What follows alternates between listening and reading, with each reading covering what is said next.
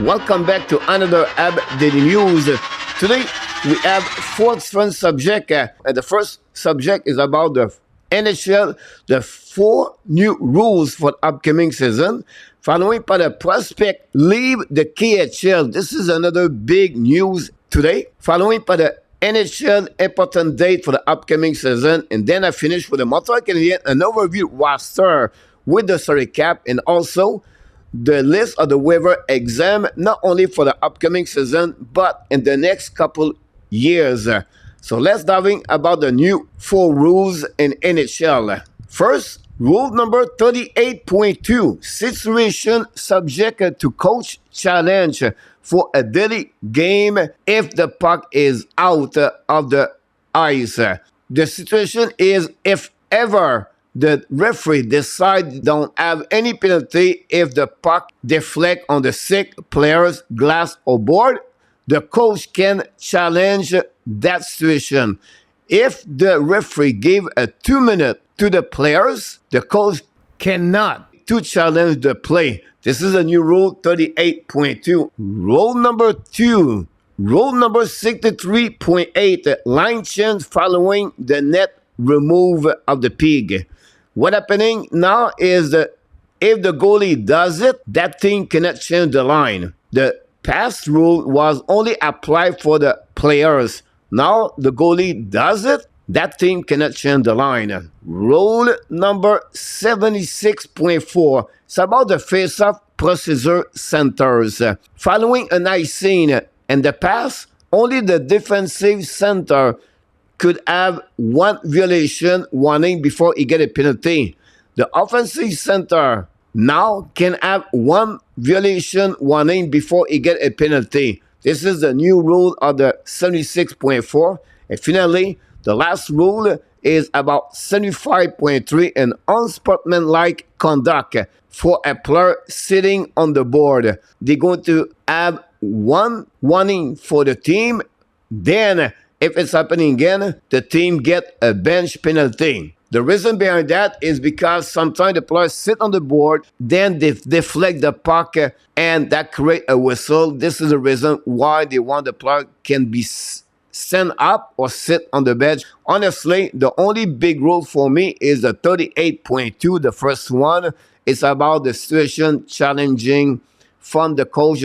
Let's move on my second subject of the day. My second subject of the day is very interesting. Why, coach? Because the San Jose Sharks prospect Igor Chernyshov decide to leave the KHL and to play with the San Jose Sharks. He signed his entry-level contract, and this is the second player this year after Michkov do that. And this is rare. And this may be the new way Russian players want to leave quicker the KHL. The 33 overall pick by the San Jose Sharks again signed his entry-level contract. It's not going to be easy for him to make the NHL for the upcoming season. What decision for him is right out by the team Saginaw Spirit in OHL, the winner of the Memorial Cup in 2024.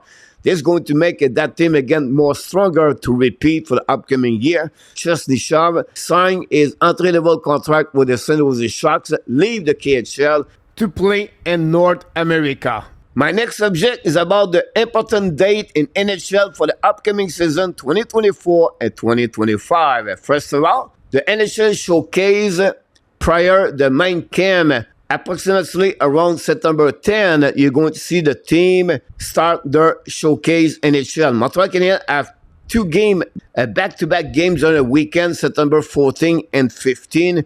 Again, the Toronto Maple Leaf prospect. The main camp expect approximately September 20. All the NHL team are going to starting their main camp. Now, the season starts October 8. Prior to that, they have two games where the Buffalo Sabres visit the New Jersey Devils, and then you have 3 games the first night of the upcoming season 2024-2025, October 8. The end of the season is April 17. The Prem Monday Night Hockey from Amazon is going to happening October 14 between the Pittsburgh Penguins and the Montreal Canadiens. This is a new deal between the NHL and the Amazon is going to be the Prime Monday Night Hockey during the upcoming season 2024 and 2025. My next date are the Four Nations face-off between February 10 to February 21st. Usually, this is the time when you have the All-Star game, but the NHL decide to go with Four Nations face-off, like I mentioned, between February 10 to February 21st. And finally, the last date you need to know is the trade deadline for the upcoming season is March 6, 2025. The end of the season is April 17. It takes a couple of days before the playoffs start. Expect that to go all the way to June. And that's give you all the important date you need to know for the upcoming season. Let's move on for my last subject of the day is about the Montreal Canadiens overview, salary cap, the roster, and the waiver final year exempt. First of all, I need to give credit to Jean-François C. from the X account to provide all this fun graphic about my subject of the day. And first of all, let's see the rules of the NHL for the waiver exempt. Skater at 18 years old, he has 5 years or 160 games to be waiver exempt. At 19 years old, it's a 4 years and 160 games. And then you can see the same situation with the goalies. I don't want to go all the way, but that gives you an idea how many years or how many games they have to play until they lost the waiver exempt in NHL. But first of all, let's see the Montreal Canadiens roster for the upcoming season on August 3rd, 2024.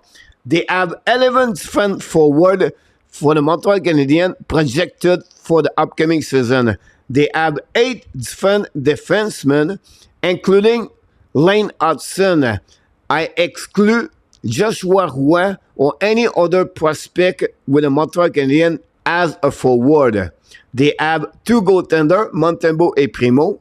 Remember, right now, on the ER long-term injury reserve, they have Carey Price and RHP. And then they have some debt cap. First, the signing bonus of the season 2023-2024 carry on the upcoming season over $1 million.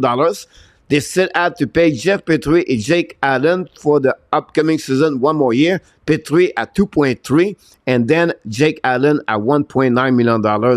They still have different players on the UFA, and we don't know the decision about Norlander. Pearson White don't returning with the Montreal Canadiens. The only update is Mallet signed a new contract this week to play in Europe. We don't know what's going on with Keeper. Play all year long with the Laval Rocket and the Trois-Rivières Lions. The salary cap of the Montreal Canadiens are at $81 million and $137,083. And the cap space is approximately at $7 million.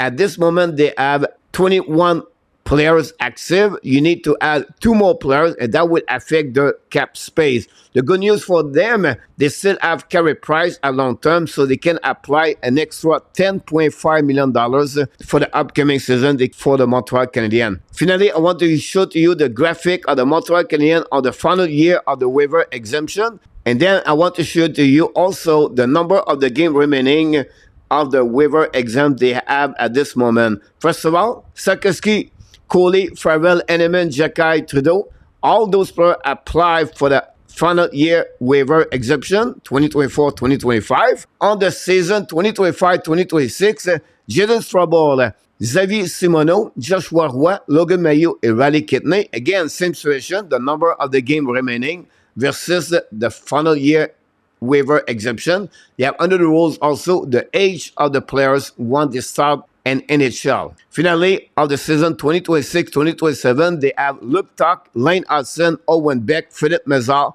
David Rebacker, Florent Jekai, and Jacob Tobesh. That's the situation for the Montreal Canadiens overall for the upcoming season or the next 3 years. And that's give you another Ab Daily News episode. Today, we talk about the NHL 4 new rules. The prospect of the San Jose Sharks leave the KHL. We have an important date you need to know for the upcoming season. And, of course, we talk about the Montreal Canadiens overview roster with the list of the waiver exempt and the next 3 seasons. But before we leave, we invite you, don't forget please to click on the like, subscribe, and of course leave us a comment about this episode. And you have greatness inside of you, and we wish you an amazing, great, blessed day, everybody.